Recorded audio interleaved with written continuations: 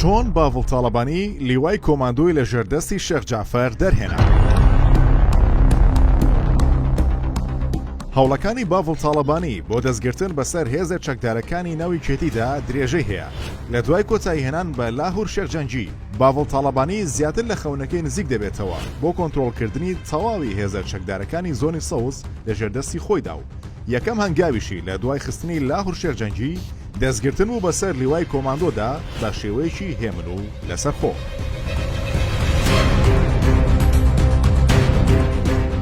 لیوای کۆماندۆ کە لەلایەن ئاکام عومەرەوە سەرپەرشتی دەکرێت یەکێکە لە تۆکمەترین هێزە چەکدارەکانی زۆنی سەوز و خاوەنی چەک و جبەخانێکی زۆرە و تەنها جیاوازی لەگەڵ دژە تیرۆر ئەوەیە کە فڕۆکەی شەڕکەری نییە. لە دوای ڕووداوەکانی هەشتی تەمووزەوە کە بە بەشداری ڕاستەوخۆی هێزی کۆماندۆیەک لاکرایەوە باڤڵ تاڵەبانی بەهۆی بەهێزی و تۆکمەی هێزەکەوە کەوتە بیری ئەوەی کە بە تەواوی ئەو لیوایە بخاتە ژێر فەرمانی خۆیەوە. بۆ ئەو مەبەستەش بەرپرسی لیواکەی لە خۆی نزیک کردەوە و کردی بە یەکێک لە نزیکترین کەسەکانی خۆی. بە شێوەی مەیدانیش چەند جارێک سەردانی بارەگای لیواکەی کرد و بەسەری کردوونەتەوە. لە ڕووی دارایی و دامینکردنی چەک و پێداویستیەکانیشەوە پاڵپشتی کردوون تا ئەوەی بە تەواوی ئاکام عومەر بووە بە یەکێک لە باوەڕپێکراوەکانی باڤڵ تاڵەبانی.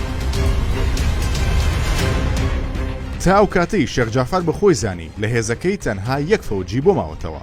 هەموو کارەکان بە شێوەیەکی ئاسایی چوونە پێشەوە.